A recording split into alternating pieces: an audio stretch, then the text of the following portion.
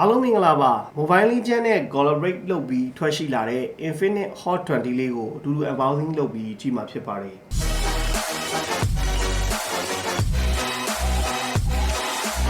iNfinix Hot20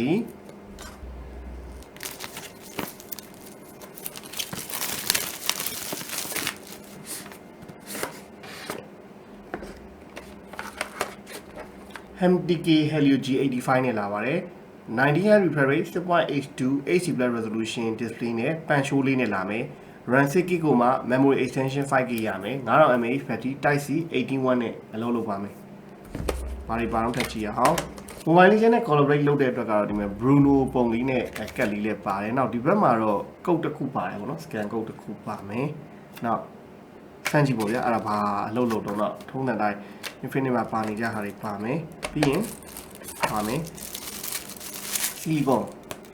0.7 လောက်အထူရှိတဲ့ silicon ပါမယ်နောက်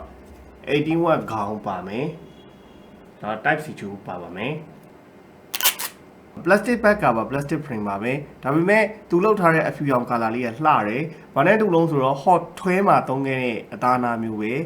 design quality တော်တော်လေးအဆင်ပြေလာတယ် camera band တွေကတော့ hot 12ထက်ပိုပြီးတော့ပြူသွားတယ် hot 20မှာ15 megapixel ပါဝင်လာတာ hot 12ထက်ပိုကောင်းတဲ့အချက်ဖြစ်မယ်နောက် VGA sensor တစ်လုံးပါမယ် camera ကတော့နှစ်လုံးပဲပါတာပါဒီဟာတွေအောက်ကဒီကောင်လေးတွေကကျွန်တော်တို့အလှထည့်ထားအောင်နောက် flash mili လေးပါမယ်နောက်ထုံးစံတိုင်းပဲ pan show နဲ့လာတယ်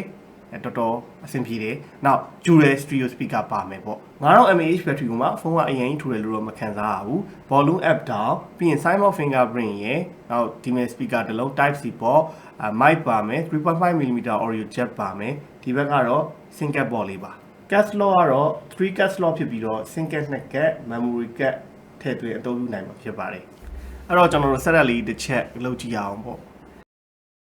အဲ့တော့ကျွန်တော်တို့ဒီမှာမြင်တဲ့ display ပေါ့နော် display ကိုပြောရမယ်ဆိုရင်တော့ display ကအရင်ဟိုဘယ်လိုပြောမလဲအရင်တိုးတက်လာတာမဟုတ်ဘူး hot 12မှာရတဲ့ result ပဲ LCD HD+ resolution ပဲဆိုတော့ display ပိုင်းအနေနဲ့ဘာမှပြောင်းလဲခြင်းမရှိဘူး hot 12မှာ3လောက်ပဲရမယ်အဓိကတိုးတက်လာတာဒီကျွန်တော်တို့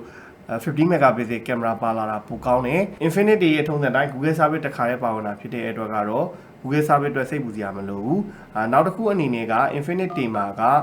call recording ပေါ့နော် call recording ကကျွန်တော်အတန်ဖန်နေသည်လို့မအော်ဘူးဒီ start recording ဆိုတာလေးကတစ်ခါလေးပါတယ်အဲ့တော့ recording သုံးဖို့အဆင်ပြေတယ်ပေါ့အဲ့တော့ပါတဲ့ spec တွေကြည့်အောင်ပေါ့နော်ကျွန်တော်ဒီဘက်မှာတော့တင်ပေးလိုက်တယ် hot 20မှာကျွန်တော်ဒီမှာမြင်တဲ့အတိုင်းပေါ့နော် Helio G85 နဲ့ပဲလာတယ် MTK Android version 12နဲ့သုံးရမယ်နောက် dual camera 50 megapixel ဖြစ်လာတဲ့အချက်ကတော့ဒီ hot 12ထက်ပိုကောင်းလာတဲ့အချက်ဖြစ်ပါတယ်နောက် channel ကတော့အတူတူပဲနောက်ထပ်အနေနဲ့ကကျွန်တော်တို့ဒီမှာပေါ့ RAM 6GB ကတော့တစ်ခါတည်းပါပြီးသား 128GB နဲ့ပဲလာတာမို့လို့ virtual RAM memory extension အနေနဲ့သုံးချင်တဲ့ဟိတ်ဆိုရင်တော့ဒီမှာကျွန်တော်တို့ RAM 5GB ထိထားလို့ရတော့ 11GB ထိသုံးလို့ရတယ်ပေါ့နော်ဒီမှာတော့ကျွန်တော်ရွေးမပြတော့ဘူးအဲ့တော့ 11GB ထိထားသုံးလို့ရတယ်အဲ့တော့နောက်ဒီ battery က9000 mAh 18W quick charging နဲ့အလုံးလုံးမယ် ROM ကတော့ 128GB နဲ့လာတယ်အဲ့မှာကျွန်တော်တို့ resolution ကတော့အခုချိန်ထိ HD+ resolution ပဲပါလာတာကြီးကဆိုတယ် LCD ကိုမှဒီ Full HD 1080p နဲ့ကြည့်လို့ရရင်တော့ပို့ပြီးတော့ perfect ဖြစ်တာပေါ့ဗျာသူတို့ကအခုအထိဒီ HD+ resolution နဲ့ထည့်ပေးတာကြီးတော့မမိုက်ဘူးအဲ့တစ်ချက်ရှိမယ် resolution မကောင်းတာပေါ့နော်အဲ့ဒါကြီးတော့မမိုက်ဘူးနောက်အဲ့တော့ display ဘိုင်းနဲ့အနေနဲ့ဘာမှပြောင်းလဲတိုးတက်လာခြင်းမရှိဘူးပေါ့နောက်တစ်ချက်အနေနဲ့ကတော့ဒီ brightness မှာဆိုရင်တော့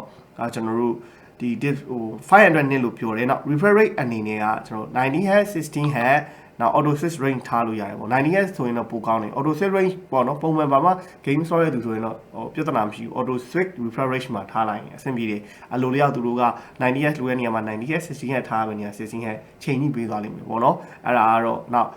display ဘိုင်းအနေနဲ့နောက်ထပ်ပြောစရာရှိတာသူက touch sampling rate 180Hz ပါတာဆိုတော့ touch sensitivity ကောင်းတဲ့အနေအထားမှာရှိတယ် gain source ကစားတဲ့နေရာမှာနောက်ဒီ iNfinix တွေမှာပါနေကြအတိုင်းပဲကျွန်တော်တို့ဘာတွေပါမှာလဲဆိုတော့ဒီ gain double မှုတွေပါမယ်ပေါ့ဗျာ gain double မှုပါမယ်နောက်ဒီ special function ထဲမှာ H clone ကတော့ဒီ application တွေကိုနှစ်ခုပွားသုံးတာပေါ့နော် Facebook ဆို Facebook နှစ်ခု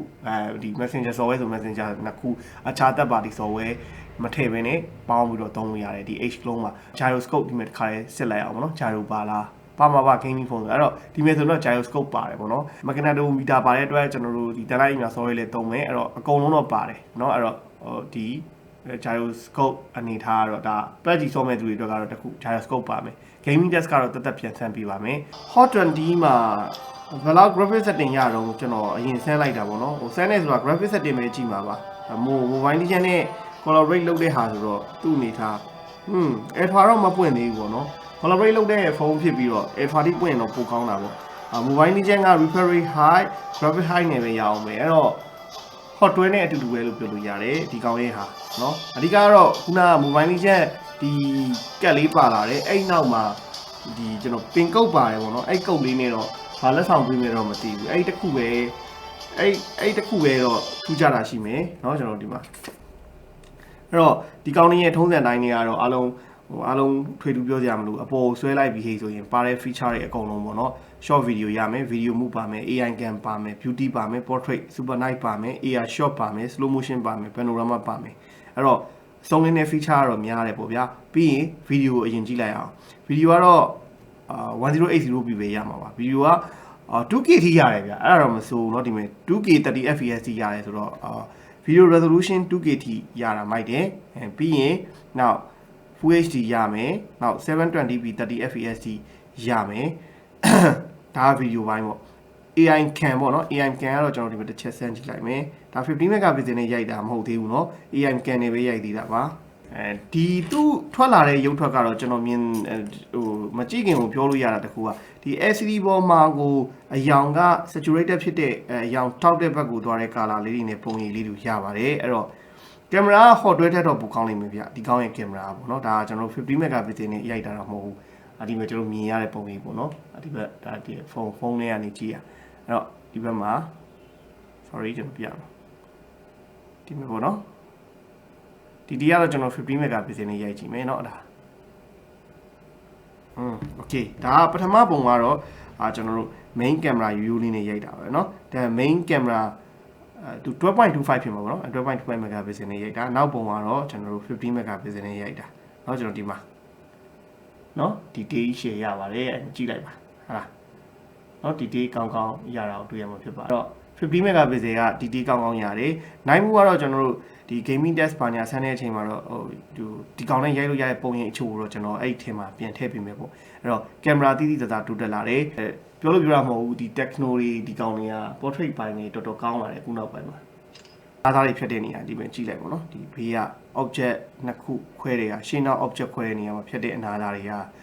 ဒီ note တွဲ hot တွဲတွေကကျွန်တော်တို့အဆင်ပြေလာတာပါအဲ့တော့entry mid range လို့ပြောမှာပေါ့နော်ဒါ mid range ဖုန်းတွေထဲမှာတော့ဒီ iNfinix ရဲ့ကင်မရာလေးတွေကအဆင်ပြေတဲ့အနေအထားတစ်ခုမှတော့ရှိပါတယ်။ beauty ပေါ့နော် beauty ဒီကောင်ရဲ့ beauty ရောဘာတွေပါအောင်ကြည့်လိုက်အောင်။ဒီကောင်ရဲ့အတူတူပါပဲ beautify မှာကျွန်တော်တို့ skin tone တွေပြင်လို့ရတယ်။နောက်ဒီမျက်နှာမီးရိုးတွေဟလားမီးရိုးတွေသေးချင်တာလားပူရှိပေါ်ချင်တာလား big eye လုပ်ချင်တာလား။နောက်အကုန်ရတယ်ပေါ့နော်။အဲ့တော့လှချင်တဲ့သူကတော့ဒီကောင်မှလည်းပါပါတယ်ဟလား။ beauty special beauty feature တွေနဲ့ selfie ရိုက်လို့ရပါတယ်ဒီကောင်မှလည်းနော်။အဲ့တော့ skin tone လေးပြင်ပြီးတော့ရိုက်ကြည့်လိုက်အောင်ပို့ပြီးတော့မွတ်တော့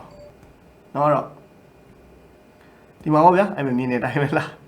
ရှုံးမှာအဖူအနာစာတွေကြောက်တော့เนาะ skin tone texture တွေဒီကောင်မှလည်း selfie ရိုက်မယ်ဟိဆိုရင်အဲ့မြင် beautify နေရိုက်ပေါ့ဗျာနောက် AI cam နဲ့ရိုက်လဲ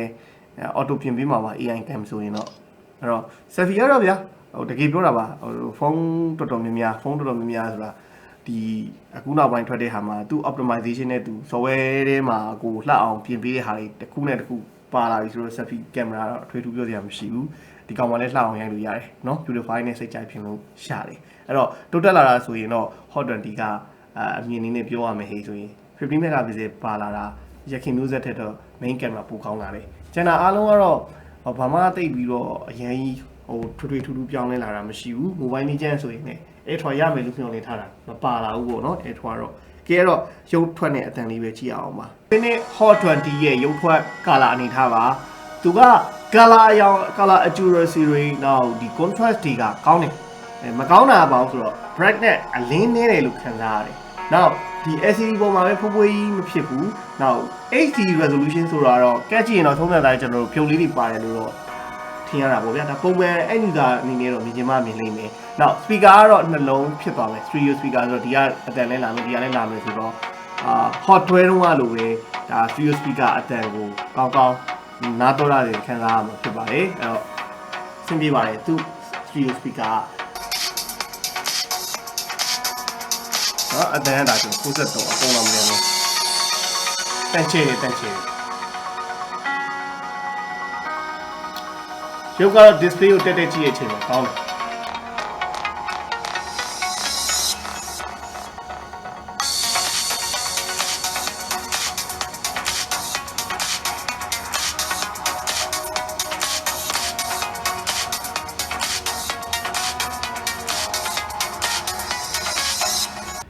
အဲ့တော့ကျွန်တော်တို့အခုမြင်တွေ့ခဲ့ရတော့ iNfinix Hot20 ရဲ့ရုပ်ထွက်ကာလာအနေထားအတန်အနေထားကိုမြင်ခဲ့ရဖြစ်ပါတယ်ဒီဖုန်းတစ်ခုလုံးမှာ